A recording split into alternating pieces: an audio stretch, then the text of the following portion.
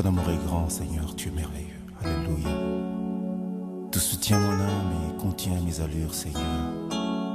Tu préviens les jours de ma vie et retiens la pression de l'ennemi. Tu es merveilleux, Seigneur. Et rien ne me tient si fort que ce bien qui maintient mon cœur dans ce lien de ton amour. Alléluia.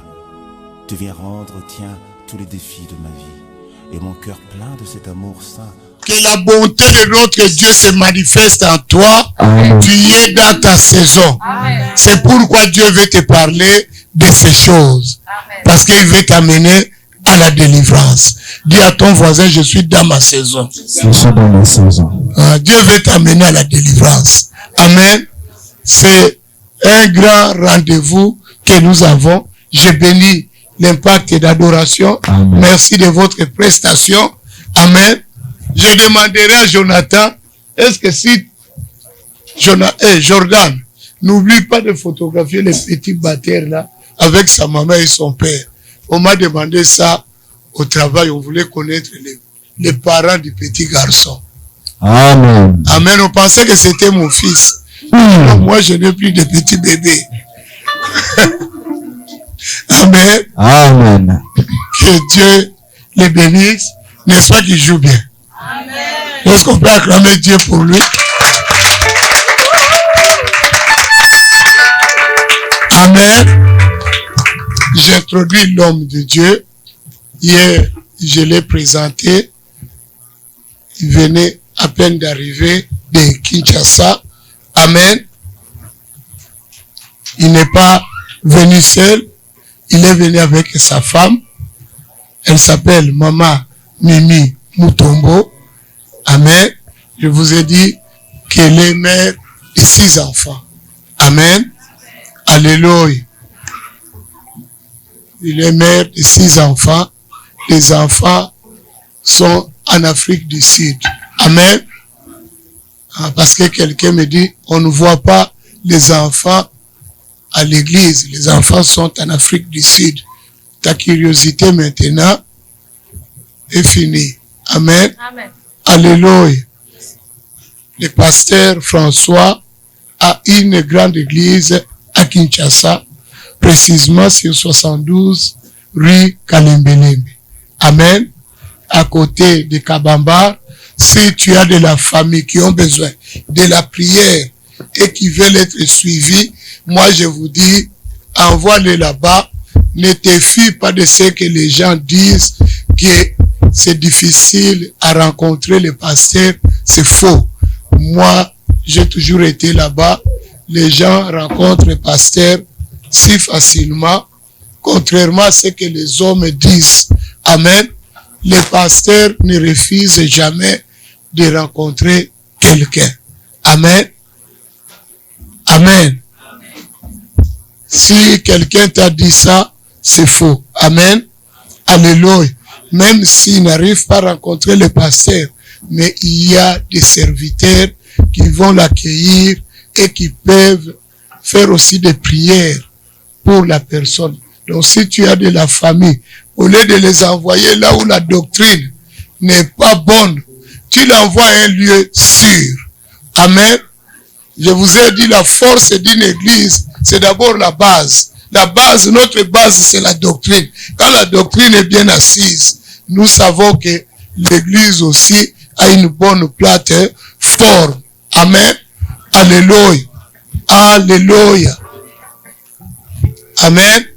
Donc, si tu as de la parenté, si tu as des amis qui ont besoin de la prière, voici l'adresse 72 rue Kalembelembe. Et puis, ils peuvent suivre même les émissions sur RTVH.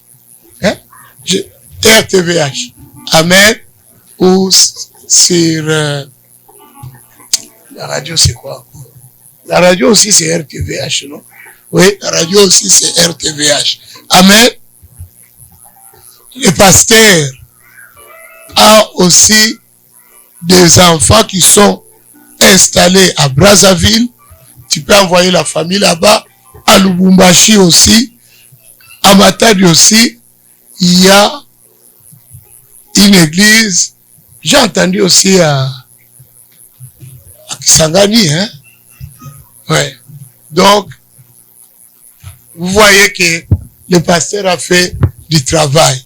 Amen. Que Dieu vous bénisse. J'introduis l'homme de Dieu qui va nous apporter la parole. On est au deuxième jour. Le chiffre 2. Voici l'homme, mon frère, ma femme, ma fontaine. Ma papa. Ma papa.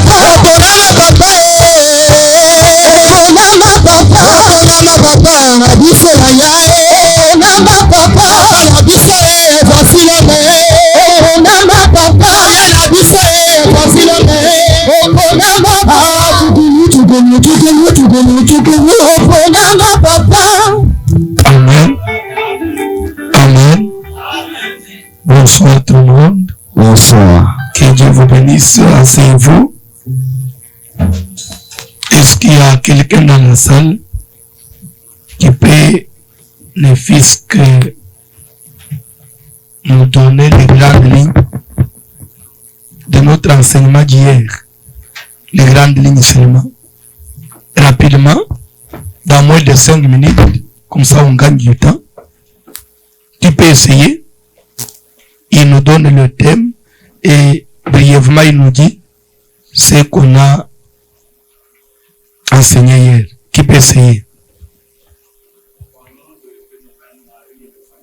Oui.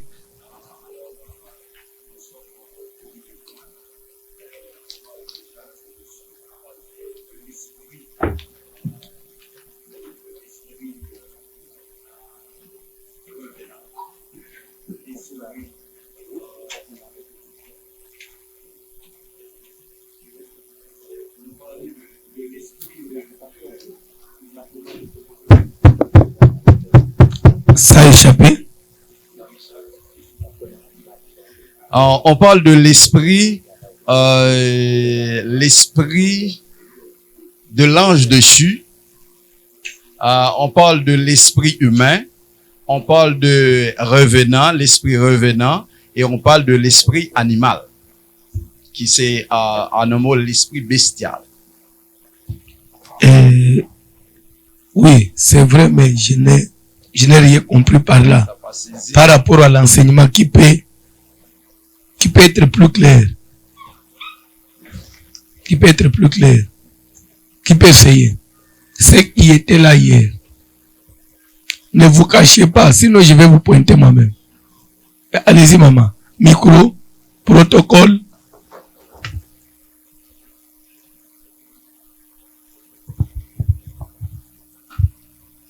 Donc hier, papa, vous nous avez dit que on parle du phénomène mari et femme de nuit. C'est un esprit mystique. Il ne faut pas seulement comprendre qu'il se manifeste la nuit, mais ils peuvent se manifester à tout moment. Vous avez dit que cet esprit-là, il est représenté par en fait, c'est des esprits, ça peut représenter 4 catégories d'esprits. Donc, il y avait les esprits vagabonds, les esprits de l'air, qui peuvent être maris de nuit. Est-ce que ce qu'il disait est correct? C'est presque de la même façon avec papa. Est-ce que c'est correct? Le sens de présenter, ce n'est pas correct par rapport au message. Essayez, maman. Paul dit à Timothée, les choses que tu as prises auprès de moi, confie-les à des hommes capables d'enseigner aussi aux autres. Le tout n'est pas de suivre l'enseignement, mais vous devez être en mesure de reproduire ça tel que vous l'avez reçu. Et Paul dit quelque part, notre enseignement ne repose pas sur l'erreur. On ne doit pas avoir des erreurs dans l'enseignement. Allez-y, maman. Vous avez dit, le mari de nuit et le femme de nuit est un esprit comme tout autre esprit. Oui. Donc, ça peut être, vous avez cité les catégories vous avez dit l'esprit de revenant, l'esprit de l'air, l'esprit animal. Et vous avez dit qu'on puisse noter bien que l'esprit n'a pas de sexe et qu'un membre de famille peut être votre mari ou femme de nuit. Même s'il peut être ton père, ta mère ou une personne qui est déjà décédée. Et vous avez dit ces choses se passent au niveau spirituel, mais peuvent avoir des répercussions sur le corps physique. Et vous avez donné le verset Luc chapitre 13. Donc c'est un peu ce que j'ai retenu. Amen. Amen. Je recommence. Mais je vais aller vite. Parce que la grande partie n'est même pas au début, si c'est vers la fin. C'est là où on doit dire beaucoup de choses. Nous parlons du phénomène mari et femme de nuit. Pourquoi nous l'avons surnommé phénomène? C'est d'abord une des grandes questions que vous devez vous poser.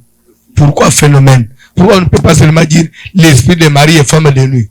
Mais je préfère surnommer ça phénomène mari et femme de nuit. Là, c'est moi. Dans mon enseignement, j'ai préféré surnommer ça phénomène mari et femme de nuit. Pourquoi je parle du phénomène? Parce que c'est un esprit qui a trop de variétés.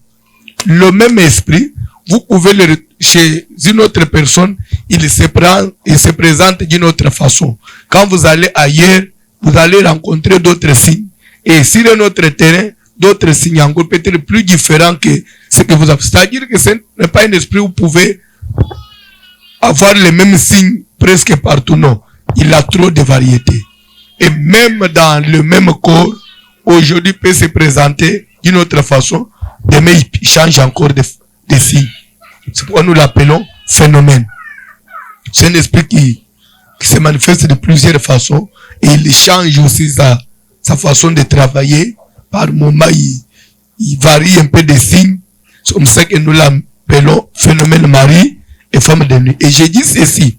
Si nous disons mari et femme de nuit, ça ne veut pas dire que c'est un esprit qui se présente seulement la nuit. Non.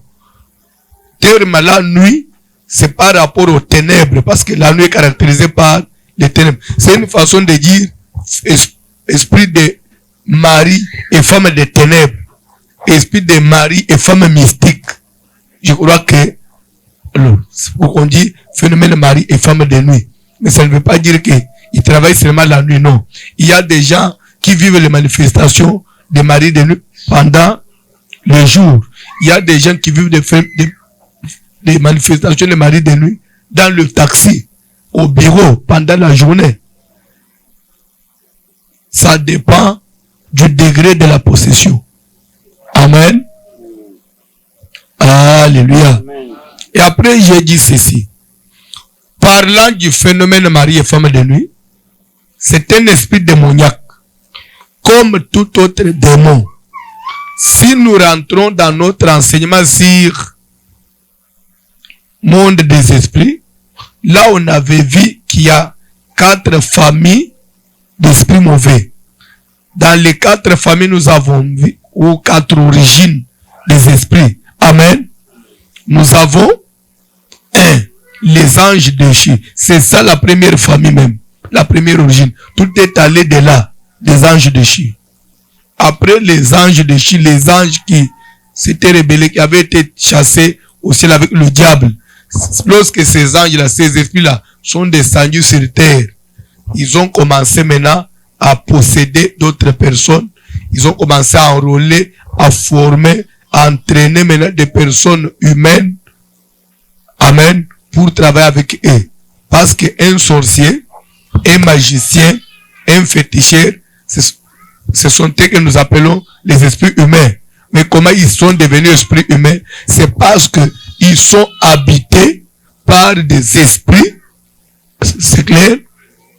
Le diable les a dotés d'une puissance spirituelle. Et lorsque cette force spirituelle démoniaque habite la personne, maintenant la personne commence à travailler pour la hausse du diable. C'est comme ça que nous l'appelons esprit humain. Ça, c'est la deuxième classe des esprits. Premièrement, nous avons les anges déchus ou esprit, vagabond, esprit de l'air. Deuxièmement, les esprits humains. Troisièmement, le revenant. Et quatrièmement, les esprits des animaux. Ça fait 4 familles. Parce que nous parlons de la possession démoniaque. Parce que phénomène mari et femme de nuit, ça rentre dans l'enseignement de la possession démoniaque. N'oubliez pas que lorsqu'on parle de la délivrance, on cherche la délivrance par rapport à des prisons. Je me fais comprendre. ou des condamnations. D'abord, sur un terrain, quelqu'un qui est possédé, quelqu'un qui est condamné, quelqu'un qui est sous l'emprise de Satan, le diable utilise des forces pour pouvoir posséder la personne. Ou soit, il s'agit d'une possession démoniaque. Quand on parle de la possession démoniaque, c'est que là, nous trouvons la présence d'un esprit mauvais dans la personne. Il s'agit de la possession démoniaque. C'est que la personne est prise en otage par un esprit. Je me fais comprendre. Je me fais comprendre. On parle de la possession démoniaque lorsqu'il y a quoi? Dans la possession démoniaque, il y a quoi? Dans la possession démoniaque, il y a la présence d'un esprit mauvais. Possession démoniaque. Démon qui prend la vie de la personne en otage. Ça, c'est la première possibilité que le diable peut condamner ou emprisonner quelqu'un. C'est clair? Deuxième possibilité, il s'agit des liens sataniques. C'est clair? C'est clair? Les liens sataniques, là, il y a la présence de quoi? Nous parlons des liens. Liens. Les liens, c'est quoi? Un lien, c'est quoi? Par rapport à l'esprit démoniaque, un lien, c'est l'ensemble des lois. C'est l'ensemble de règles. C'est l'ensemble des principes préétablis par lequel les diables arrivent à gérer la vie soit d'une personne, d'une société ou d'un clan. Je peux me répéter? Un lien satanique, c'est quoi? C'est l'ensemble des lois, principes, règles préétablies par lequel les diables arrivent à gérer la vie soit d'une personne, d'un clan ou d'une société de gens. Tandis que un démon, c'est un esprit, un être spirituel sans corps qui vient prendre en otage la vie d'une personne. C'est clair? C'est clair? Je vais établir la différence. Vous devez d'abord comprendre ça pour bien comprendre le phénomène mari et femme de nuit. Vous devez d'abord comprendre ça. Lorsqu'il s'agit ou non, je prie, je cherche la délivrance. Soit la délivrance, c'est par rapport au lien, ou soit par rapport à la présence d'un esprit mauvais. S'il y a un esprit, on parle de la possession. Les choses que j'ai dit ici, ce sont des choses que j'ai enseignées dans cette église. Et dans la possession démoniaque, nous avons 3 degrés de la possession démoniaque. Ce sont des choses que j'ai enseignées. Premier degré, nous avons l'oppression. L'oppression démoniaque, c'est lorsque le démon, il est encore en dehors de la personne, mais il fait pression sur la personne, il cherche comment rentrer dans la personne pour le posséder. Attaque extérieure. Une pression faite à l'extérieur, on cherche comment, le diable est en train de vous harceler, il cherche comment rentrer en vous. Il cherche une porte par laquelle il doit entrer. On parle de l'oppression démoniaque. Une fois il est entré et il vous possède, c'est clair? Il est déjà entré et il possède quelques domaines, pas la totalité de la personne. Il possède quelques domaines de votre vie. Là, on parle de la possession démoniaque. C'est que déjà le diable, les esprits mauvais, ils ont déjà la même mise sur la personne, mais ils ne contrôlent pas l'entièreté de la vie de la personne. Il y a encore quelques domaines de la vie qui échappent. Là, on parle de la possession démoniaque. Troisième et dernier degré, c'est l'obsession démoniaque. Quand on parle de l'obsession, c'est lorsque le diable, il a le dessus, il a pris tout le contrôle de votre vie, la personne n'arrive plus à échapper. Donc, la personne, c'est comme quelqu'un qui est ivre. C'est-à-dire que c'est pourquoi on dit même un obsédé sexuel. Par exemple, un fou, c'est un obsédé. C'est-à-dire que la personne, il a perdu même le contrôle normale de la... Il a perdu d'abord autour de la vie. C'est quelqu'un qui ne se contrôle plus. Donc toute sa vie est prise en otage. L'esprit, le corps, l'âme, tout. C'est le diable qui contrôle. C'est clair? Là, il s'agit de la possession démoniaque. De la possession démoniaque. Je parle de la possession démoniaque. Dans la possession démoniaque, il y a 3 degrés. L'obsession, la possession et l'oppression, possession et l'obsession. Tout ça, ça s'appelle possession démoniaque. Il y a présence d'un esprit, d'un être spirituel. Je peux donner quelques versets. Je vais donner quelques versets pour être plus précis. Marc chapitre 9. Papa, vous allez être souple à partir du 14e verset rapidement. Marc 9 à partir du 14e verset. Marc chapitre 9 à partir du 14e verset, je lis au nom de Jésus-Christ. Est-ce qu'on peut se tenir debout?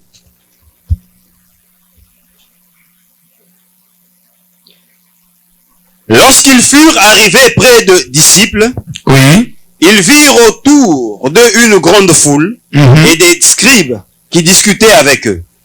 Dès que la foule vit Jésus, elle fut surprise et accourut pour le saluer. Il leur demanda, « De quoi discutez-vous avec eux ?» Et un homme de la foule lui répondit, « Maître, j'ai amené auprès de toi mon fils, qui est possédé d'un esprit muet. En quelque lieu qu'il le saisisse, il le jette par terre. L'enfant écume, grince des dents et devint tout raide. J'ai prié tes disciples de chasser l'esprit et ils n'ont pas pu. » Top. Reprenez verset 15. Verset 15. Dès que la foule le vit, Jésus, Dès que la foule vit Jésus, dès que la foule vit Jésus, elle fut surprise et accourut pour le saluer. Verset 16. Il leur demanda, « De quoi discutez-vous avec eux ?» Et un homme de la foule lui répondit, « Maître, j'ai amené auprès de toi mon fils qui est possédé d'un esprit muet. » J'ai amené auprès de toi qui? Mon fils qui est comment? Possédé D'un esprit muet. C'est que dans l'enfant, il y avait la présence de quoi? C'est un terrain d'une possession. Il s'agit de la possession démoniaque. Dans la possession démoniaque, la délivrance, on procède comment? Il faut déloger l'esprit. Il faut chasser les démons. Il faut mettre la personne vraiment en état de séparation totale avec l'esprit. Et pas seulement on déloge l'esprit, il faut empêcher aussi à l'esprit là de retourner dans la personne. Là, il s'agit de la possession démoniaque. La délivrance là-bas, on chasse l'esprit, on chasse les démons. Amen. Amen. Alléluia. Amen. On peut avancer. Deuxième passage, vous pouvez déjà vous asseoir. Deuxième verset, deuxième passage.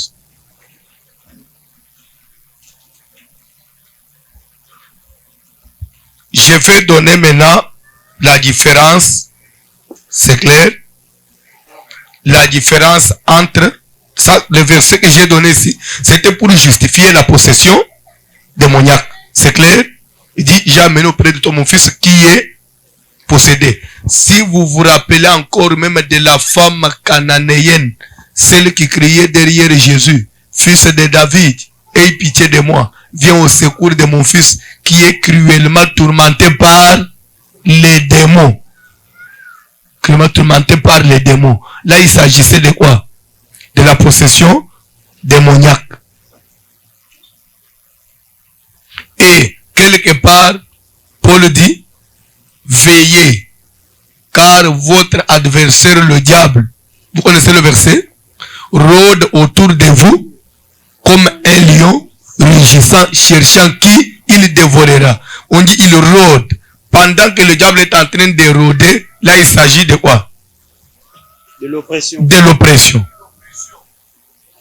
Vous savez, des fois on vit l'oppression de temps en temps, des fois on ne se rend pas compte. Des fois nous disons, ah, j'ai été oppressé aujourd'hui dans les songes.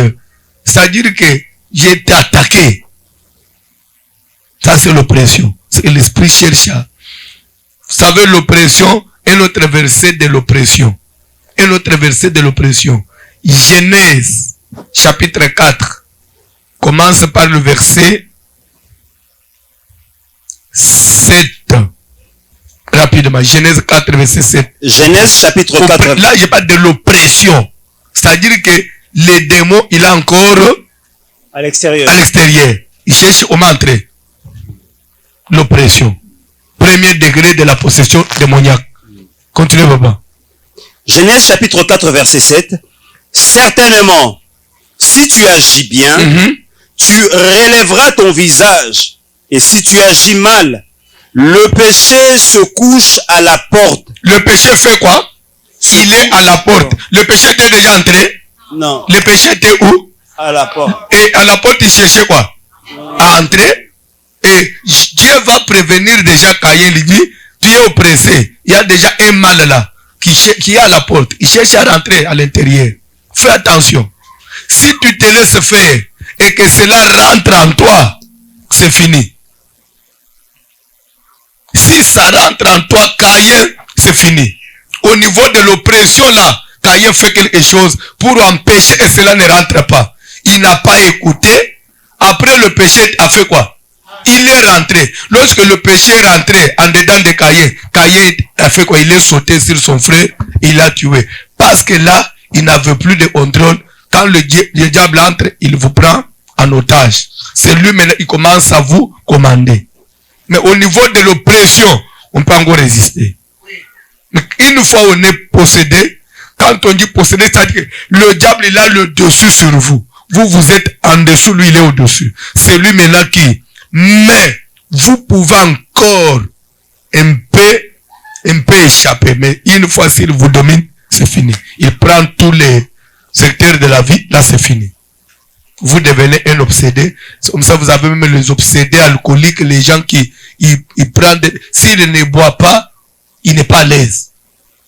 Des fois, il boit, il dort même là-bas. Il fait même des besoins dans les habits. Ça, là, c'est... dans les termes, chez les gens de la médecine, ils parlent de l'auto de quelqu'un qui commence à... On dit comment? L'autodépendance. C'est ça? Quelqu'un qui commence à dépendre de... S'il n'a pas pris ça, c'est l'obsession. C'est clair à ce point-là? Amen. Maintenant, il y a une différence entre liens sataniques. Les liens, j'ai dit c'est quoi? Les liens, ce sont des lois. Ce sont des règles. Ce sont des paroles prononcées. Ce sont des limites, des lois établies. C'est clair? C'est clair? C'est clair? Je vous donne un exemple d'un lien. Au jardin d'Éden, Dieu, il a créé l'homme et la femme, il les a créés à son image. Il les a placés là dans le jardin, il ne manquait de rien. Après, Dieu va placer une loi. Vous mangerez de tous les arbres du jardin, mais quant à l'arbre du milieu, vous ne pouvez pas toucher. C'est ça, c'est une loi établie. Et l'homme et la femme ne pouvaient pas aller au-delà de cette loi. Les jours où vous en mangerez, vous ferez quoi? Vous mourrez. Ils n'ont pas respecté la parole, ils n'ont pas obéi à la loi, ils ont mangé. Et quand ils ont mangé, automatiquement, ils sont tombés sous la punition, ils étaient maintenant condamnés. Écoutez maintenant la différence. Condamné par quoi? Les jours où vous en mangerez, vous ferez quoi? Vous mourrez. Quand ils ont mangé l'arbre, la mort est entrée. Et quand la mort est entrée, au lieu de se limiter seulement à Adam et Ève, les deux qui avaient mangé les fruits, cette mort s'est étendue sur leur postérité. C'est comme ça que la Bible dit, tous sont péchés et sont privés de la gloire. Comment tous sont péchés? C'est-à-dire même un enfant qui vient de naître, il a déjà péché. Il a péché où? Et il a péché quand? Parce qu'il a hérité un lien, il a hérité une conséquence d'une loi établie. Les liens, ce sont des lois, et pourquoi on dit lien? Donc, c'est quelque chose qui s'étend de père en fils. Donc, lien, c'est comme fil, un fil, c'est long, ça. Tandis que la possession démoniaque, elle n'est pas contagieuse. Si papa est possédé, ça se limite seulement au papa. Ce n'est pas parce que toi tu as le mari de nuit et que tu vas engendrer ton enfant avec le mari de nuit, non. Mais quand vous êtes liés, vos enfants seront liés, les enfants de vos enfants seront liés, ils vont hériter la même loi, la même condamnation. Je donne encore un autre exemple. Amen. Deutéronome chapitre 23. Verset 2 à 3. Deutéronome chapitre 23, verset 2 à 3, je lis au nom de Jésus-Christ. Celui qui est issu d'une union illicite n'entrera point dans l'assemblée de l'Éternel. Stop. Celui qui est issu d'une union illicite. Quand on dit union illicite, ça veut dire quoi? Une union qui n'est pas propre. Ça veut dire que papa et maman, leur union n'est pas... En d'autres termes, une union illicite, c'est-à-dire l'inceste. Quand vous êtes un enfant issu de l'inceste, parce que si nous rentrons, alléluia, Amen. Alléluia, Amen. Dans les livres de Lévitique 18, vous commencez par le verset 5, Dieu il a donné des principes. Il a dit, tu ne ouvriras point la nudité des proches parents. Et dans les proches parents, il a commencé à énumérer. L'enfant ne peut pas aller avec tel, tel ne peut pas aller avec tel, tel. Alors quand on prend l'ensemble de tout ça, si vous êtes dedans, c'est-à-dire que c'est une union illicite. Cet enfant-là, aux yeux de l'Éternel, il est déjà impur, il est déjà indigne, il est déjà condamné. Et Dieu est allé plus loin jusqu'à donner un exemple des gens qui sont issus d'une union illicite. Le verset 4 dit quoi? Verset 4. Parce qu'ils ne sont pas venus. Non, le verset 3. Tu avais lu le 3. Après 2, 3. C'est 3. L'Ammonite et le Moabite non. Stop. L'Ammonite et le Moabite. Ce sont des gens qui sont issus d'une union illicite. Comment leur union était illicite?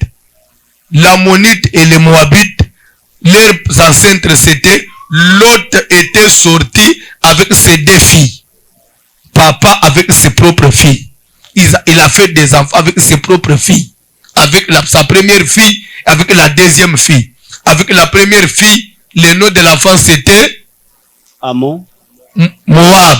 Et la deuxième fille, l'enfant s'appelait Ammon. Amen. Amen. Maintenant, Moab, c'est lui le père de Moabite et Ammon est l'ancêtre des Ammonites. Dieu dit, les gens qui sont issus de cette union-là, de cette lignée-là, ils ne peuvent pas rentrer dans l'assemblée. C'est-à-dire qu'ils ne peuvent pas cohabiter avec les enfants d'Israël. Parce que leur union est déjà souillée. Cette histoire, ce n'est pas une possession, mais c'est un lien qu'ils ont hérité.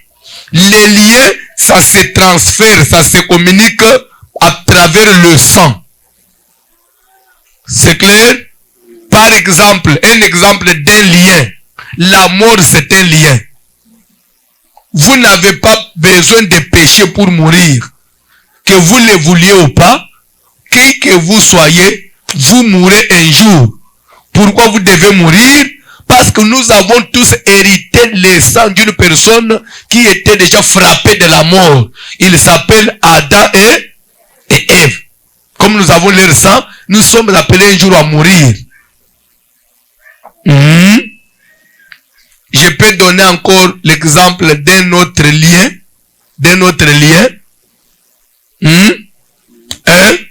Je donne un autre. Ici, je veux seulement mettre la différence entre la possession démoniaque et les liens sataniques. Les liens, j'ai dit, ce sont des paroles prononcées. Ce sont des règles établies. Ce sont des principes. Ce sont des dispositions déjà prises à l'avance. Et vous êtes nés sous ces lois-là, sous ces règles-là. Et vous subissez ça parce que c'est au-dessus de vous. Et vous avez hérité ça. Ça a de l'influence sur vous. Est-ce que je me fais comprendre? Je vous donne un autre exemple de la Bible. La Bible dit ceci. Noé commença à cultiver la vigne. Il but du vin, s'enivra et se découvrit au milieu de sa tente. Cham, père de Cana, vit la nudité de son père. Lorsque Noé se réveilla de son ivresse, il apprit ce que son fils cadet lui avait fait. Et il dit, maudit soit Cana. S'il vous plaît, qui avait vu la nudité de son père? C'était Cham, le fils cadet. Quand Noé se réveille, au lieu de s'adresser directement à Cham, lui va s'adresser aux enfants de Cham. Il dit, maudit soit Cana, qu'il soit l'esclave des esclaves de ses frères. Il a prononcé des paroles de condamnation. Il a lancé un mauvais sort. Il a prononcé une condamnation. Et cette condamnation qu'il a prononcée sur Caïn, sur Cana, au lieu de se limiter seulement à Cana, et pourtant, ce n'était même pas Cana qui était coupable. Le coupable, c'était Cham, le père de Cana. Normalement, celui qu'il fallait condamner, c'était Cham. Mais au lieu de condamner Cham, lui, il a condamné Cana. C'est pour vous donner, c'est pour vous informer, c'est pour vous enseigner que il y a certaines infractions, il y a certaines erreurs, il y a certains péchés que vous commettez aujourd'hui. Parce que le péché, c'est un lien. C'est que vous commettez comme faute aujourd'hui, au lieu que vous puissiez répondre de ça, automatiquement ce sont vos enfants qui vont subir. Pourquoi? Parce que le péché c'est un lien. Ça produit des conséquences qui vont de génération en génération. Il y a des choses pour lesquelles on est victime aujourd'hui. Mais en réalité, on est innocent. On n'a rien fait. Mais nous subissons ça pourquoi? Parce que nous sommes descendants de tel ou tel. Parce que tel avait fait ça. Et comme nous descendons de lui, nous avons hérité ça. Nous sommes victimes de ça. Ça, c'est le lien. Là, il n'y a pas un démon, puisque le démon n'est pas transmissible. Mais ce qui est transmissible, ce sont des liens, ce sont des lois, ce sont des pouvoirs, des paroles. C'est pourquoi faites attention même avec vos paroles que vous prononcez sur les gens. Une parole peut constituer un lien. Amen. Alléluia. Alléluia. Vous disputez avec quelqu'un sous la colère. Tu arrives peut-être à dire, toi et moi, on ne peut pas se parler, on ne peut pas se voir jusqu'à la mort. Quand vous avez dit ça, est-ce que quelqu'un m'a compris? Quand vous avez prononcé une parole comme ça, sachez ceci. Vous pouvez respecter ça. Jusqu'à la mort, vous ne vous voyez pas avec la personne selon que vous avez prononcé la parole. Après vous, vos enfants aussi ne peuvent pas se voir avec cette personne, même pas avec ses enfants. Pourquoi? Parce que vous avez déjà établi des limites. Jusqu'à ce qu'on ait détruit ça. Si on n'arrange pas ça, vos enfants commettent l'erreur d'aller dans cette famille-là, ils vont mourir. Parce qu'il y a déjà une parole établie.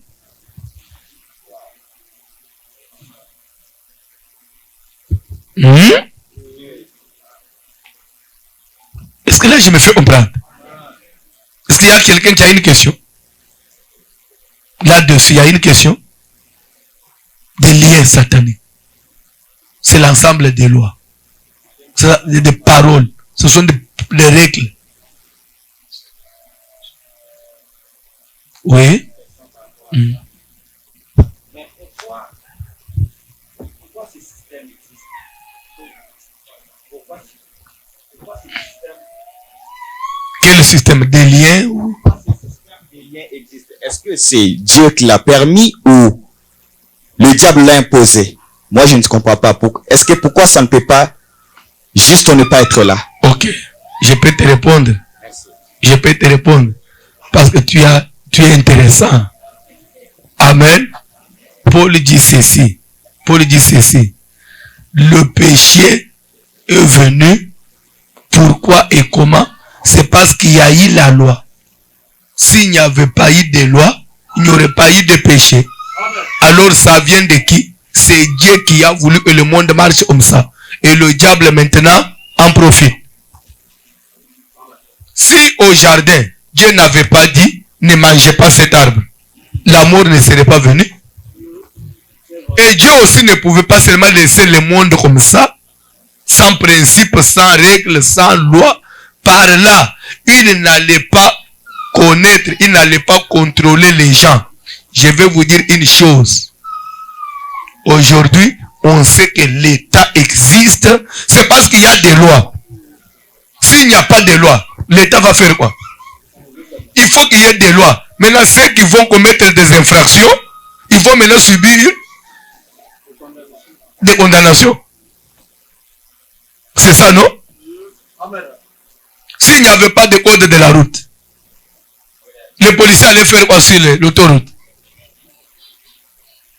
Et s'il n'y avait pas aussi cette code de la route, on allait avoir des accidents à tout moment. Dieu, pour réglementer des choses, il a mis des principes. Et c'est ça des liens. C'est ça des lois. Le diable maintenant travaille sur ça. On peut évoluer. Maintenant, écoutez bien. Ce n'est pas en vain que je parle de ces choses. Ici, nous parlons du phénomène Marie et femme de nuit, qui est un esprit démoniaque. Cet esprit, nous avons dit, il peut être de n'importe, soit de la famille, esprit vagabond. Quand je vais donner l'enseignement, vous comprendrez, il y a aussi des esprits vagabonds qui visitent des gens comme Marie de nuit. Quand je dis esprit vagabond, c'est-à-dire les anges de Sheila, ils peuvent venir te visiter comme Marie et femme de nuit. Des anges de Dieu. Et vous comprendrez comment ils peuvent venir, pourquoi ils doivent venir me visiter. Je donnerai des raisons. Après les anges de Dieu, à 90%, suivez bien, à 90%, 90% des visitations de mari et femmes de nuit, ce sont les esprits humains. À 90%. Ce sont les esprits humains. C'est des personnes connues. C'est des gens de l'entourage. Peut-être il est avec nous à l'église ici. Et la nuit, il vient chez toi comme mari de nuit. Peut-être il travaille avec toi. Là où tu travailles là, dans ton service là, il y a un chef. Il y a un collègue de service qui ne sait pas physiquement comme ça, il ne peut pas s'approcher de vous parce que soit il n'est pas de votre rang. Il n'a pas cette facilité-là. Il ne peut pas vous aborder. Mais la nuit, comme c'est la raison du plus fort, la nuit, lui, il est plus fort que toi. Il vient, il s'impose. Et il te visite. Il fait tout ce qu'il veut. Et la journée, il ne sait pas vous approcher. Mais la nuit, c'est lui qui est maître.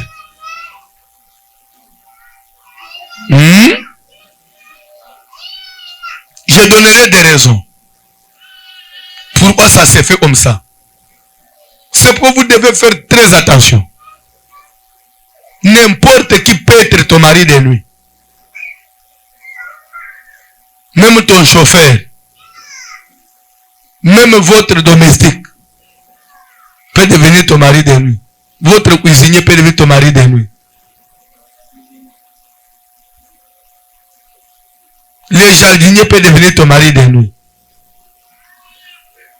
Un technicien qui vient travailler à la maison, il est venu arranger les robinets.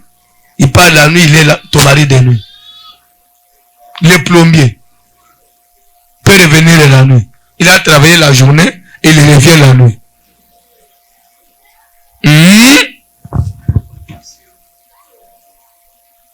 Même votre malade que vous soignez.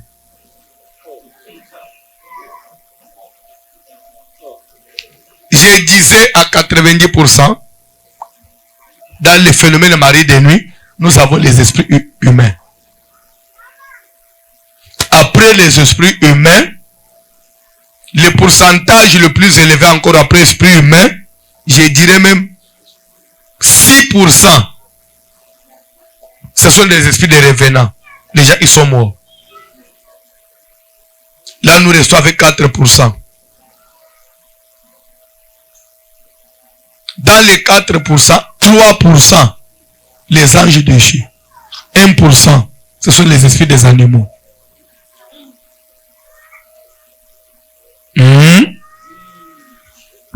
Je vais vite. Je passe à un autre point. Parce que je n'ai pas assez de temps. L'origine des maris de nuit. C'est vrai, vous vivez des visitations des maris de nuit. Mais quelles peuvent être des raisons de ces visitations? Je suis en train d'être pressé, je suis en train d'être visité par un esprit de femme de nuit, par un esprit de mari de nuit. Je ne comprends pas, ça vient d'où? Pourquoi ça me visite? Pourquoi seulement moi? L'origine. Première raison, première origine. Il y a des esprits de mari de nuit d'origine familiale, la famille. Pour ceux qui écrivent, notez bien, ça va vous aider. D'origine familiale, la famille. La famille, elle est une des causes la plus principale dans le domaine des phénomènes mari et femme de nuit. La famille. Comment la famille? Je vais maintenant parler de la famille. Il y a plusieurs raisons qui font que quelqu'un est membre d'une famille, parce que vous êtes de telle famille, que vous soyez exposé à être visité, à être pris par des maris ou des femmes de nuit. Il y a des raisons familiales. Première raison. Amen. Amen. Ce sont des condamnations ou des liens de famille. Suivez bien ce que j'ai dit. Ce sont des condamnations ou des liens de famille. Par exemple, est-ce qu'il y a quelqu'un qui me suit? Amen. Je prends l'avion. Je descends chez nous en RDC. Et en RDC, j'atterris à Kinshasa. Je prends le véhicule. Je me dirige dans une des provinces de la RDC. Directement, je vais à Bandundu.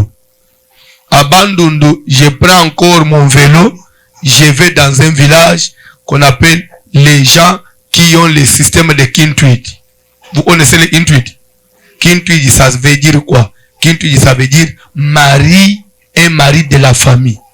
C'est-à-dire que le Kintuit, c'est un système établi par des ancêtres chez cette ethnie-là. C'est-à-dire que quand une fille naît, dans la famille déjà, il y a quelqu'un qu'on a désigné qui est comme son mari, qui est censé le prendre en mariage. Et c'est quelqu'un-là, ça doit être soit l'enfant de votre tante, la tante paternelle. Celui qui est comme votre mari. C'est-à-dire que cette fille ne peut pas se marier avec quelqu'un du dehors aussi longtemps que ce monsieur-là n'a pas désisté, un membre de la famille.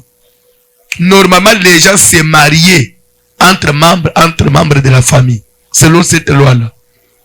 Maintenant, si toi, la fille, tu refuses, surtout avec la modernisation, ça c'est quand même honteux qu'on trouve qui est ton mari, c'est l'enfant de ma tante.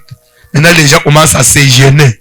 Maintenant, parce que vous vous gênez, si vous optez de vous marier avec quelqu'un du dehors, la personne y vient, d'abord, il doit rencontrer votre Kintuit, c'est-à-dire le mari là de la famille. Le mari là de la famille doit dire, toi tu viens pour épouser ma femme à moi. Ou la famille, les droits de la famille, donc les lois de la famille me donnent les droits sur cette fille-là. la loi de la famille me donne les droits sur la fille. Comme toi, tu viens pour épouser ma femme, tu dois d'abord prendre la permission chez moi. Le king, tu lui donnes une facture.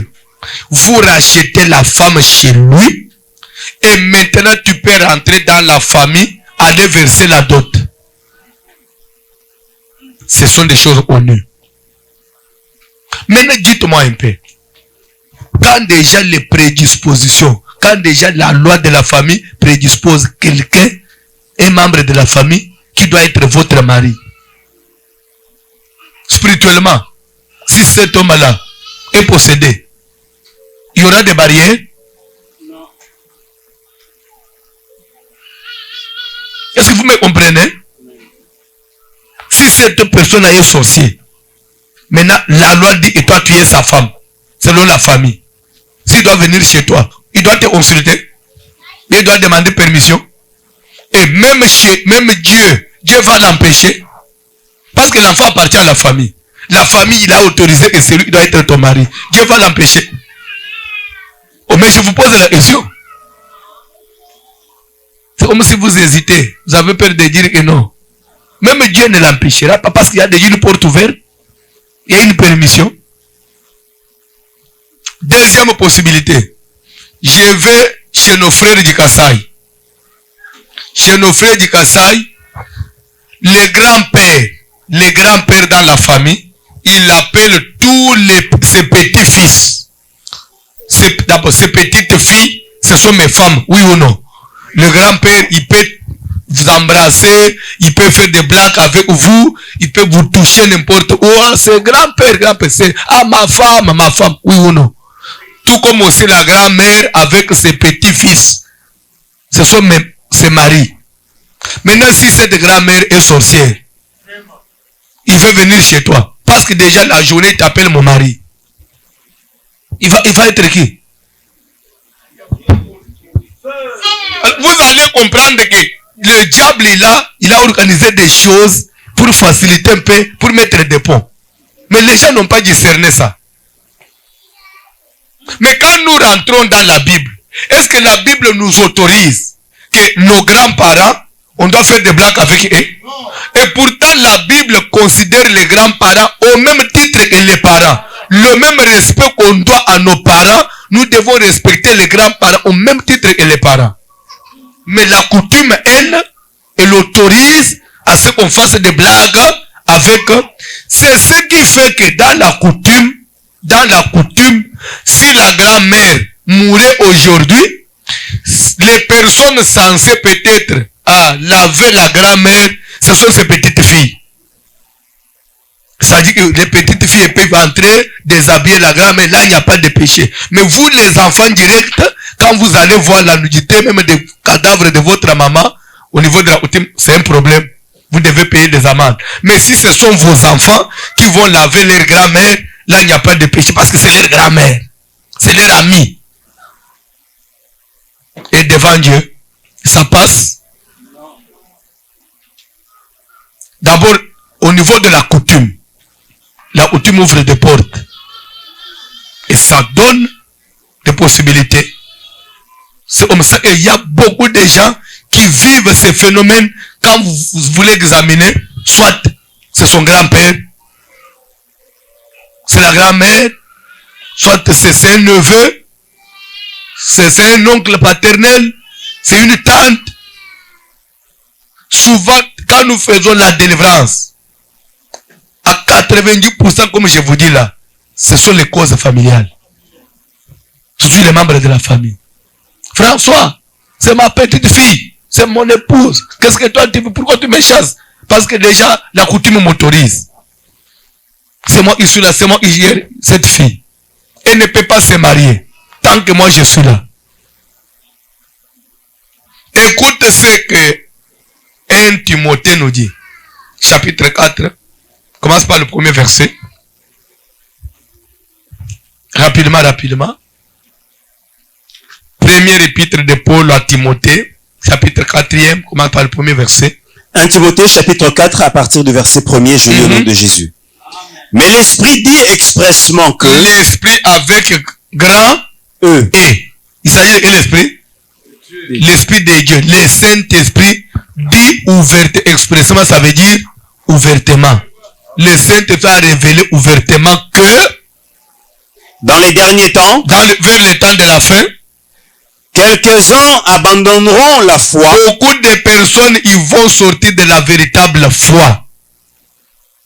Pour s'attacher à ces esprits, pour s'attacher à des démons.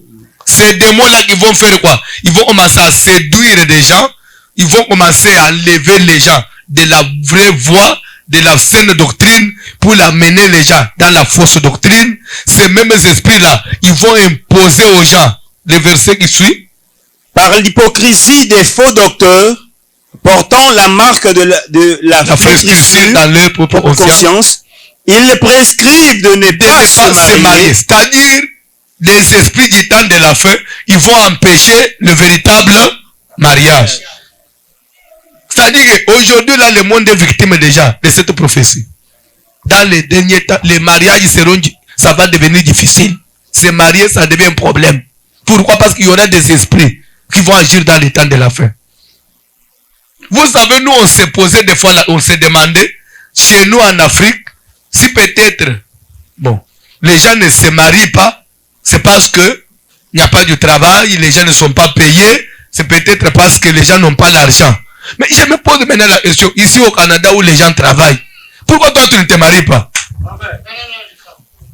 Maintenant c'est quoi? La raison c'est quoi? Le travail?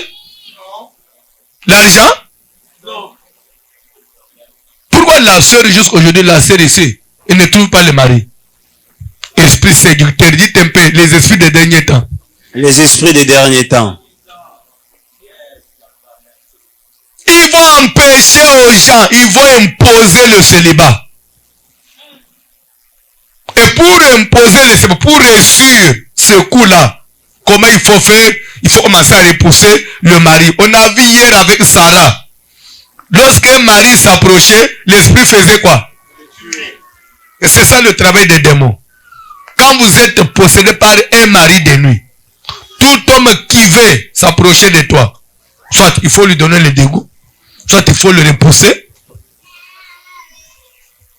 soit s'il vient, c'est seulement pour connaître ton corps, après, il s'en va. Et c'est ça le travail des esprits des derniers temps. Si tu es déjà victime des esprits des derniers temps, en tout cas, cette semaine, c'est la semaine de la délivrance. Il faut dire à Dieu, en tout cas, Seigneur, délivre-moi des esprits des derniers temps. Des phénomènes de mari et femme de nuit qui repoussent les maris. Vous allez trouver un homme qui travaille, mais qui n'a jamais souci de se marier. Ils sont même dans cette église. Je me pose la question, frère, vous attendez quoi? Aujourd'hui, il n'est pas venu malheureusement. Il n'est pas venu. Hein? Dimanche, il viendra.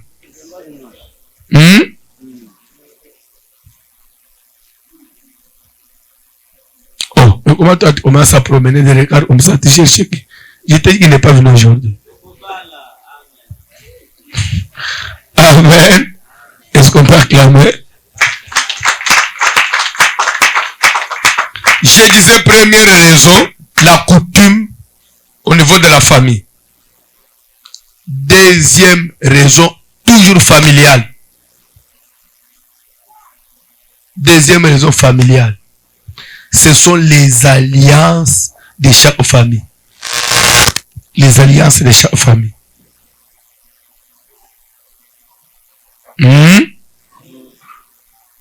Je donne un exemple. Hein? Un exemple de la Bible. Hein? Genèse 17 à partir du verset 7 à 9. On peut nous lire rapidement. Genèse chapitre 17 à partir du verset 7 à 9, je lis au nom de Jésus. J'établirai mon alliance entre moi et toi, et les descendants après toi, et ta postérité après. Stop, s'il vous plaît. Abraham, un jour, il va rencontrer Dieu dans sa vie. Je ne sais pas de quoi ils ont parlé. Et par après, Dieu lui dit, Abraham, je vais établir mon alliance entre moi et Quand on dit alliance, ça veut dire un accord qui lie soit deux parties, soit deux personnes, soit deux groupes de gens. C'est ça l'alliance.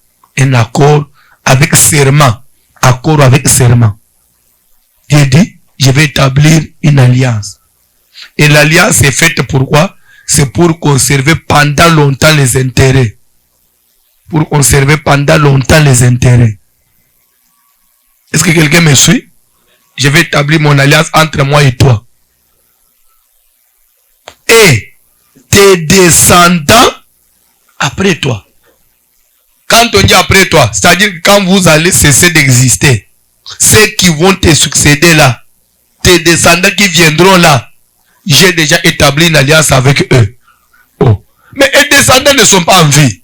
Ils n'existent pas encore. Oh non. En tout cas, l'accord que je signe avec toi concernera même tes enfants qui viendront après toi. Lisez la Bible. Selon leur génération. On dit selon des générations. Ce sera une alliance perpétuelle. Quand on dit une alliance perpétuelle, c'est-à-dire continuelle. Oui ou non? Amen. Éternelle. Sans fin. Continuez, papa. En vertu de laquelle je serai ton Dieu et le Dieu de ta postérité après toi. L'alliance était que moi, Dieu, Abraham, comme je t'ai croisé là, tu m'as demandé des services. J'accepte. Je vais te rendre service. Mais d'abord, avant cela, on fait un accord. On signe un accord. L'accord là concerne quoi? Tu acceptes que moi, je dois être ton Dieu. Ça veut dire qu'en dehors de moi, tu ne peux pas avoir un autre Dieu. Et pas seulement, je dois être ton Dieu, donc l'alliance en vertu de laquelle je serai ton Dieu et celui de ta postérité après toi. Est-ce que quelqu'un m'entend? Et les dieux de tes descendants après toi. C'est-à-dire que tous les enfants qui viendront après toi, qui naîtront de toi, déjà, ils vont trouver, et toi, tu leur as déjà choisi un Dieu. Ils n'ont pas besoin de chercher un autre Dieu. Déjà, ils sont obligés de prier seulement les dieux de leur père. Tel qu'on est ici.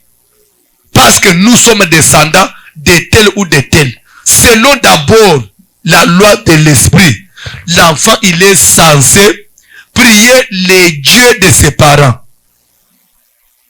Parce que l'enfant appartient aux parents. Tel que nous sommes ici, on devait suivre les coutumes de nos parents. Du fait qu'on a refusé de suivre les coutumes de nos parents, nous prions Jésus. Nous avons violé les alliances de famille. Déjà, c'est un problème. C'est pourquoi nous sommes tous combattus. Ces esprits-là, ils doivent nous poursuivre. Ils doivent nous poursuivre, oui ou non? Pourquoi? Papa, remontez un peu. Si vous remontez le même chapitre là, 17, remonte un peu. Tu avais commencé par le verset 7. Commence même par 5. La Bible dit quoi? Rapidement, le temps. On ne t'appellera non, plus. Commence par le premier verset seulement. 17 par le premier verset. Lorsqu'Abraham fut âgé de 99 ans, oui, l'Éternel apparut à Abraham. S'il vous plaît, Abraham âgé de 99 ans sans enfant, oui ou non? Oui. Oui ou non? Oui. Un problème ou pas un problème? Un problème. Abraham était à la recherche d'une postérité. Il avait une difficulté. Il avait besoin d'une aide. Alors, pendant qu'il se recherchait là, il va rencontrer un certain Dieu. Entre guillemets. Parce qu'on ne connaît pas si c'était... Hein, je me fais comprendre. Amen. C'est pas après on a connu que c'était le véritable Dieu. Mais d'abord, entre guillemets, il va rencontrer un certain Dieu. Lisez la Bible. Et ce Dieu-là, il va... Et lui dit... Et Dieu va lui dire... Je suis le Dieu tout-puissant. S'il vous plaît. Quand on dit le Dieu tout-puissant, ça veut dire quoi? Moi, la personne que tu as croisée, j'ai tous les pouvoirs. Je suis le tout-puissant. C'est-à-dire que j'ai toutes les possibilités. Je suis à mesure de te donner tout ce que tu cherches. Je suis le Dieu tout-puissant. C'est-à-dire que j'ai le contrôle de tout. Même les enfants là, je peux te les donner. La stabilité que tu cherches, je peux. Mais à condition que tu signes viendra et tes descendants après toi, ils vont m'appartenir. Quelles que soient les générations, ils seront à moi. Vous devez m'appartenir. Dans nos familles, chez nos ancêtres, est-ce qu'ils n'avaient pas eu des services de certaines divinités? Nos ancêtres n'ont pas bénéficié des services de certaines divinités? Si. Ils n'ont pas bénéficié des services de Satan? Si. Ils n'ont pas bénéficié des services de certains génies des mers, des génies des eaux? Si. Ils n'ont pas bénéficié des services dans la sorcellerie? Et du moment où ils ont bénéficié des services de féticheurs, peut-être votre parent, il mettait au monde les enfants mouraient. Il est allé chez un féticheur et il lui a aidé. Maintenant, il a pu quand même conserver les enfants. Maintenant, les enfants là que le féticheur l'a aidé pour qu'il les conserve, dans l'alliance, les enfants là vont appartenir à qui? Pardon? Au féticheur et les enfants des enfants des enfants. Et maintenant, toi, tu es de cette lignée-là. Aujourd'hui, tu appartiens au féticheur, bien tu es venu à l'église. Si le plan droit, vous avez violé, oui ou non? Si. Et parce qu'on a violé, on doit être victime de quoi? Des sanctions, oui ou non? Oui. Ce sont des problèmes que nous avons dans la vie. D'abord, lisez la Bible, papa. 7, maintenant 8. Sautez. Commence par le verset 8. Je te donnerai et à tes descendants après toi. Non, le verset 8 déjà. C'est ça, hein? Oui, oui. Ok, allez-y, vite, vite. Je te donnerai et à tes descendants après toi le pays que tu habites comme étranger, tout le pays de Canaan, en possession perpétuelle, et je serai leur Dieu. Quand on dit je serai leur Dieu, les dieux de qui? De tes descendants. Donc déjà, c'est une imposition. C'est une dictature, non? Moi, je serai leur Dieu. C'est-à-dire, à part moi, tes descendants n'ont pas droit d'aller ailleurs. C'est moi qui serai leur Dieu. Continuez. Dieu dit à Abraham, toi, tu garderas mon alliance, toi et tes descendants après toi. Quand on dit tu garderas, en d'autres termes, tu respecteras les termes de l'alliance. Tu respecteras les termes du contrat. Oui ou non? Oui. Et tes descendants aussi après toi, ils vont faire quoi? Quand tu dis ils vont garder, ils vont aussi faire quoi? Ils vont respecter, oui ou non? Oui. Continuez. Selon leur génération. C'est ici mon alliance. Et l'alliance là, c'est ça. C'est quoi?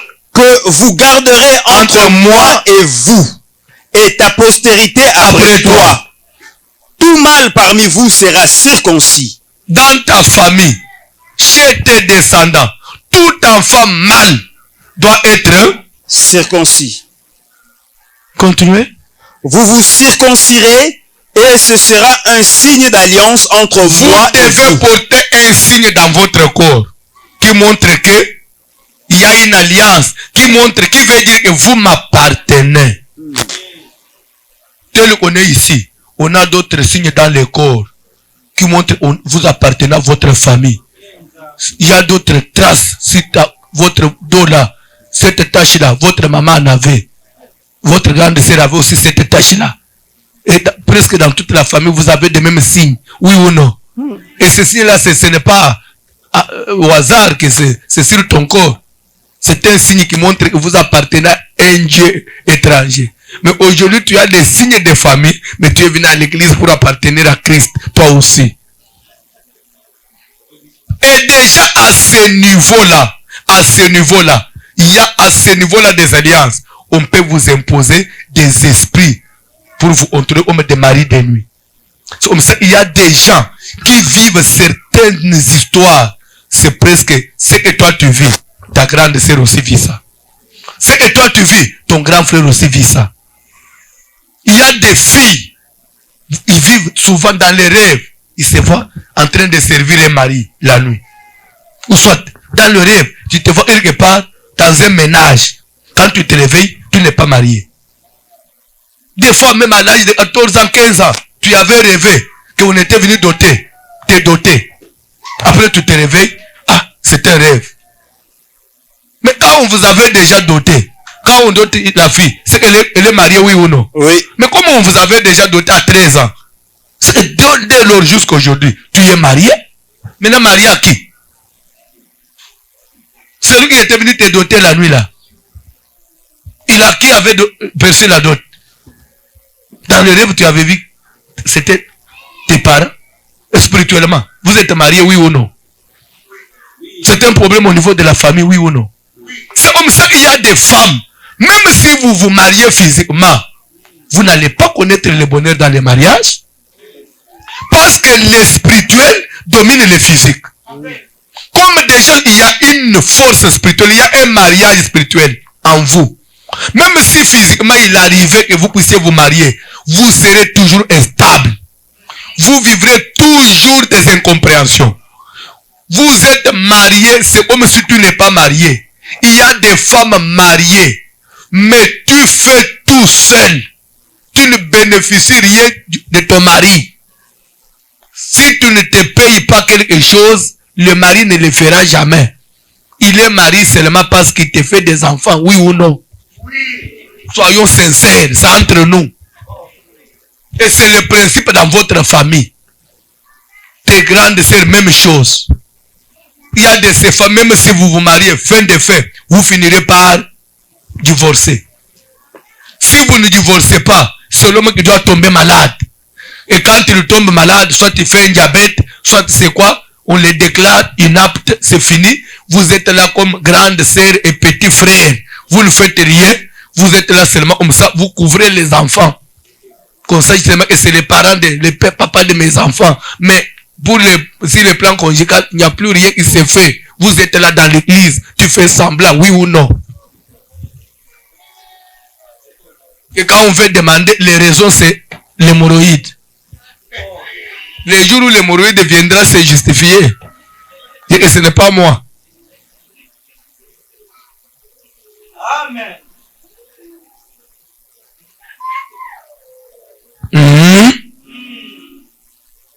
Il y a de ces femmes mariées là, d'elle-même, comme ça, depuis qu'elle est mariée, d'elle-même, elle ne peut pas d'elle-même solliciter son mari. Pourquoi? Parce qu'elle n'en a pas l'envie. Pour elle, c'est comme si, quand elle va se servir son mari, c'est comme si elle a donné plus à son mari. Et pourtant, la Bible dit, ne vous privez pas l'un d'eux. Donc, c'est de tous côtés, des deux côtés. Mais chez toi, c'est comme si tu es même prêt à appeler la police. Que mon mari, Marcel, mon mari, il me viole. Tu appelles la police et tu es ici. Des fois, le pasteur doit intervenir pour te conseiller, pour que tu cèdes et tu es là. Est-ce que tu es normal? Non. Tu es femme de mari. Amen. Et quel mari de nuit de famille? Ah, est-ce qu'on peut continuer?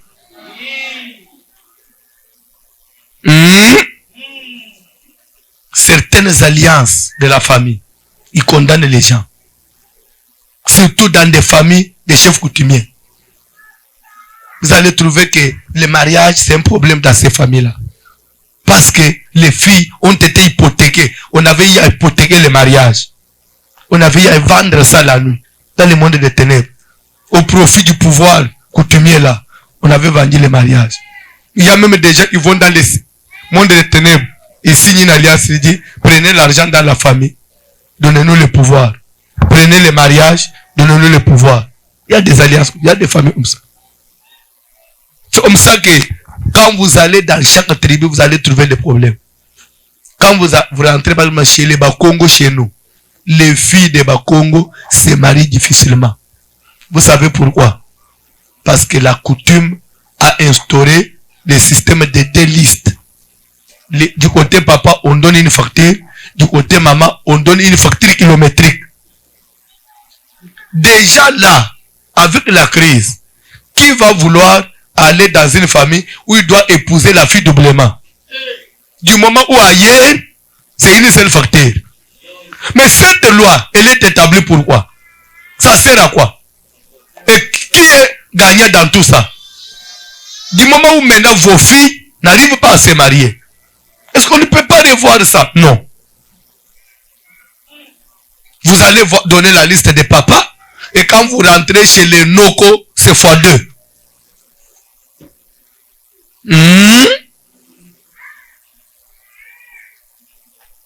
Quand vous rentrez à l'Est chez nous là-bas. Là, on exige des taureaux. Un seul taureau coûte combien? Mais quand on va vous demander 20, le mari va faire quoi? Oui, mais il va partir. Oh, mais comment? Oh, mais si je n'en ai pas, mon frère, mais si je n'en ai pas. Mais si je n'en ai pas. Pardon? Je vais mourir? C'est comme ça que vous allez voir. C'est comme ça que vous allez voir. S'il vous plaît, suivez. C'est comme ça que vous allez voir. La plupart des filles qui viennent de certaines provinces, ils préfèrent soit on commence seulement à faire des enfants avec son mari. Il n'y a pas de mariage. Est-ce que tu peux commencer seulement, mais si on fait des enfants gratuitement comme ça, parce que tu n'as pas l'argent. Si tu viens au niveau de la famille, on va vous taxer cher. On y va gratuitement, c'est fini. Et là qui profite, ce sont les esprits. C'est le diable. Et ça vient d'où? La famille. Dites un peu famille. Tu es de quelle famille? Et la famille vous expose à quoi? Est-ce qu'on peut avancer? Amen. Il est temps? Il est temps? Ok. Je prends une question, je m'arrête. Une ou deux questions. Mais comment c'est toujours toi? Comment c'est toujours toi? Non, je ne t'ai pas encore donné la parole. Comment c'est toujours toi? Comment tu as agité comme ça? Oui, derrière, il y a une question. Je vais te donner la parole, mais... Qui a une question? Ok. S'il n'y a pas de question, tu peux parler, frère. Ma question est celle-ci. J'ai suivi, comme vous avez commencé, comme vous avez dit que, dès le départ, c'est la décision de Dieu. Donc, après la décision de Dieu, nous avons eu des classes, les niveaux sur terre. Nous avons eu des classes supérieures de grande puissance, des classes moyennes et le faible. Et c'est Dieu qui a, parce que Dieu a le pouvoir d'anéantir, de faire en sorte que tout le monde soit riche. Mais il laisse ça comme ça. Nous n'avons pas choisi de naître en Afrique. Nous n'avons pas choisi d'être dans la magie noire. On nous a imposé cela. Est-ce que, pourquoi Dieu a voulu que nous soyons comme ça? Est-ce que Dieu nous manipule ou quoi? Est-ce que Dieu n'a pas besoin de nous ou quoi? Dieu nous a déjà condamnés dès le départ d'être arrivés dans le monde, dans les ténèbres. Je te pose la question. Amen. Hein? À part l'Afrique, qui sont bien les non-africains, les occidentaux, les asiatiques et les autres, qui sont plus meilleurs que nous, les Africains. Je reviens à ce que vous avez parlé. Réponds-moi d'abord. Parce que si nous parlons des phénomènes mari et femme de nuit, si nous allons chez le blanc, c'est plus pire même. Est-ce que chez les blancs, il y a les mariages? Mais moi, je reviens à la parole de Dieu que vous avez parlé. Oui, vous avez dit que nous, en Afrique... Non, je parle plus de ce qui nous concerne. Parce que nous sommes des Bantous, oui ou non? Oui. Je ne peux pas parler des Occidentaux parce qu'ils ne sont pas ici. Je parle des Bantous parce qu'on est Bantous. Oui. Si je me retrouve dans le milieu occidental, là, je parlerai aussi des Occidentaux. Oui, vous avez donné la raison pourquoi, à laquelle que nous sommes des pauvres. J'ai dit ceci. Dieu, il devait mettre la loi. La loi sert à quoi? La loi sert à éprouver. À éprouver. Parce que s'il n'y a pas de loi, admettons que vous allez à l'école, vous étudiez, à la fin, il n'y a pas des examens à faire. Vous étudiez seulement, vous montez des classes. Vous ne passez pas des épreuves. Même l'enfant qui n'a pas bien travaillé, il va faire quoi? Même celui qui a négligé, il va faire quoi? Mais pourquoi on met l'épreuve? C'est pour stimuler les gens à mieux faire. Dieu aussi, il a mis la loi pour te stimuler à chercher Dieu. Frère, si Dieu avait seulement mis la facilité, qu'il n'y avait pas de condamnation chez les Bantous, frère, à cet âge, tu n'allais pas être à l'église. tu allais être dans des boîtes de nuit. Parce que tu n'allais avoir peur de rien. Tu sais pourquoi cet âge tu es venu chercher Dieu? Pourquoi? Parce que ta conscience a travaillé. Il a dit, ah, si je me laisse faire, surtout quand je vois notre famille, la vie là, je dois tellement chercher Dieu pour m'en sortir, oui ou non? Bien sûr. Mais s'il n'y avait pas ça, toi tu allais jouer aux instruments ici. Tu allais être dans les bars, oui ou non? Bien sûr. Mais Dieu pour t'appeler à l'église, il a mis la condamnation. Maintenant tu es frère en Christ à cet âge. Félicitations. Ça c'est la manipulation, hein?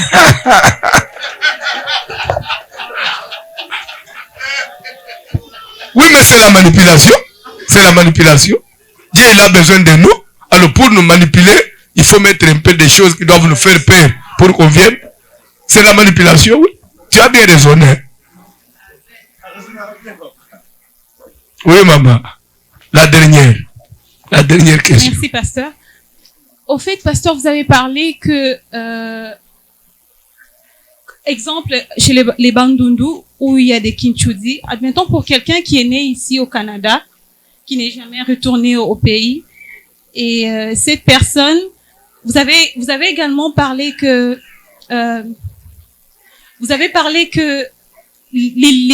admettons pour les Kinchudi, je veux dire que c'est une loi, c'est un lien, oui. Cette personne qui n'est jamais retournée au Congo, il peut rencontrer quelqu'un, admettons les occultistes, les esprits, un esprit humain, un démon humain, qui peut partir de ces liens pour pouvoir le posséder. Est-ce que c'est possible?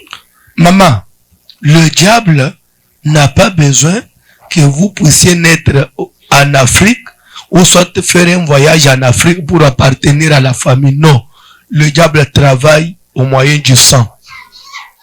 C'est le sang que vous portez. Les Kintuidi là, ça ne concerne pas seulement ceux qui sont en Afrique, mais c'est dans le sang. Même tel que tu es ici, si on vient, tu rencontres un mari dit, je vais t'épouser. Tes parents qui sont ici, toi tu es né ici, on vient pour épouser ta fille. Tu vas te référer à qui? J'ai dit ceci, toi tu es ici, tu as fait des enfants ici, oui ou non? Les jours où on viendra pour épouser ta fille, tu vas te référer à qui? Quelle famille? Du Canada ou bien en Afrique? Pourquoi tu dois te référer à la famille en Afrique? Parce que toi tu es canadien. Il faut te référer au premier ministre d'ici. Pourquoi tu dois appeler l'Afrique? Pourquoi maintenant il faut retourner en Afrique? Allô? Papa, il y a ma fille ici qui a rencontré un blanc. Je ne sais pas ce que je dois faire. Comment je dois faire la liste? Même les blancs là, vous allez lui donner la liste à la manière dont on se marie en Afrique, oui ou non? Et s'il donne les histoires, vous allez les envoyer où c'est? Maintenant, cet enfant qui est né au Canada, il est lié. Il est contrôlé où? Maintenant, un esprit qui est en Afrique, pour venir posséder cet enfant, l'esprit doit payer le billet. Dieu demande à Satan, d'où viens-tu? De parcourir la terre et de me promener. Pourquoi le diable doit faire le tour du monde? C'est pour avoir le contrôle sur tout le monde. La sorcellerie n'a pas besoin de visa. Les liens, lui n'a pas besoin d'aller à l'ambassade pour te posséder. Quand on est fils d'Abraham, même si vous êtes fils d'Abraham, vous devez porter la circoncision. Il dit, c'est le signe de mon alliance. C'est ce qui montre que vous m'appartenez. Il dit, la circoncision sera, si vous continuez la lecture, la circoncision sera dans votre chair. Ça veut dire quoi? Ça doit habiter dans votre corps comme un signe, comme une loi perpétuelle. Et Dieu dit, celui qui ne sera pas circoncis sera puni de mort. Tel que nous sommes ici, il y a des choses que nous portons en nous, les histoires de la famille. Dans notre sang là, nous portons certaines histoires de la famille en nous. Et c'est le diable qui impose ça depuis la naissance. Vous portez ça. C'est pourquoi vous allez voir même un enfant qui est né ici, mais qui a un caractère de votre maman qui est au Congo. En tout cas, le caractère de cet enfant, il ressemble à notre maman. Est-ce que l'enfant a déjà vu votre maman? Mais pourquoi le caractère vient chez l'enfant? C'est dans le sang. Ça se transfère. Ce sont des esprits qui font régénérer ça. Ce sont des choses que vous devez connaître. Que personne ne vous trompe. On peut changer de nationalité. On ne changera jamais le sang. Vous pouvez changer le nom, mais vous ne changerez jamais la nature. La Bible dit, est-ce qu'un Éthiopien peut-il changer sa peau? un léopard peut-il changer ses taches? Vous êtes né éthiopien, vous êtes éthiopien. Que vous soyez aux États-Unis, que vous soyez en Europe, vous êtes éthiopien. Vous avez le sang africain. Vous avez le sang bantou. Vous avez le sang noir. Il y a les lois dans ton sang. Je peux vous poser la question. Moi, j'ai déjà vu Adam. Toi, tu avais vu Ève. Toi, tu étais à l'époque de Ève. Mais pourquoi nous mourons? Nous mourons suite au péché de qui? Adam et Ève. Est-ce que nous, on était de son temps? Non. Mais pourquoi nous devons mourir? Même chose, les histoires de vos ancêtres, ça va vous lier, même si vous ne les avez pas encore vues. C'est pourquoi nous devons enseigner nos enfants qui sont nés ici. Quand ils prient, ils doivent toujours détruire ça. Il faut toujours dire à tes enfants, nous sommes des origines de Kintuit. Ces histoires, un jour ça peut vous réclamer. La réclamation peut s'élever dans ton sang là. Ça va commencer à vous... Quand vous priez, il faut toujours invoquer le sang. Vous savez, nous les Bantous, nous sommes complexés. Les Asiatiques ne sont pas comme nous. Les Arabes, même s'il est ici, les enfants, ils ont toujours le système, la culture là, asiatique. Ils sont enseignés comme ça. Les Juifs, même chose. Les Juifs partout. Ils élèvent les enfants selon la culture. Parce qu'ils savent que c'est dans le sang. Seulement nous, quand nous arrivons quelque part, on est complexé. On veut se comporter comme le blanc. Même le langage, on parle comme le blanc. On veut manger comme le blanc. Mais les sangs maintenant. C'est le complexe. Hein? Que Dieu vous bénisse. Est-ce qu'on peut prier? Est-ce que tu peux t'élever? Nous voulons prier. Si les chantres peuvent nous aider, nous voulons prier. Phénomène Marie et femme de nous.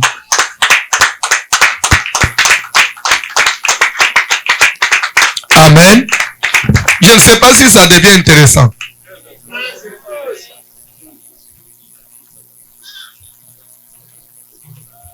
Il n'y a pas moyen d'échapper. Cantez, s'il vous plaît.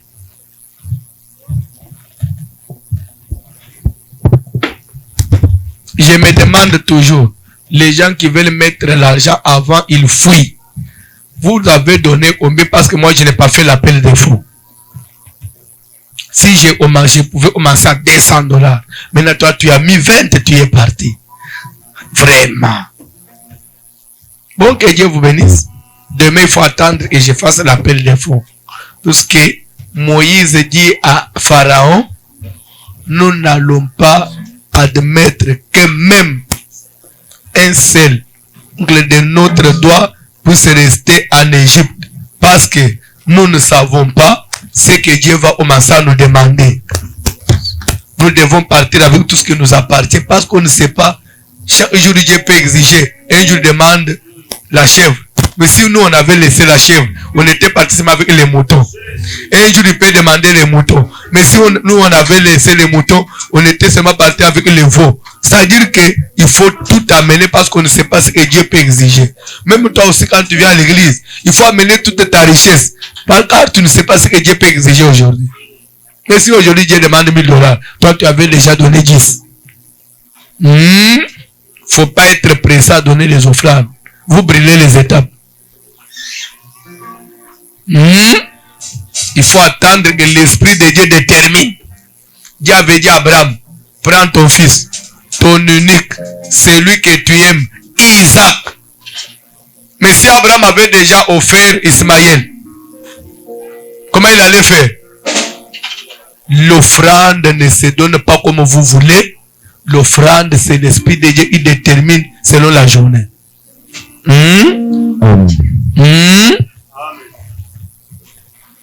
Ne soyez pas habitués comme ça. Venez à l'église. Donnez comme vous voulez là. Quand on commence à dire donnez $100, vous allez nous critiquer. Ils viennent pour chercher de l'argent. À l'église, c'est toujours $100. On fait des appels à tout moment. Vraiment, ce sont des commerçants. Cette église-là, ils prêchent bien, mais seulement du côté des offrandes, ils embêtent les gens. Vous croyez que même si vous allez dire ça, nous, on va changer? Parce que c'est la parole de Dieu. Nous, on ne va pas changer parce que toi, tu as critiqué. au sommet de la nation pour apporter un élan nouveau et amener ce peuple dans son héritage, afin que notre joie s'exprime au quotidien, redorer encore le blason terni de l'identité de notre nation. Car il est Dieu. Voici un peuple longtemps assis dans les ténèbres, voit se lever le soleil levant, le soleil de la justice. Pour le bonheur de tous, pour la joie de tous. Et nous célébrons le Dieu de notre pays.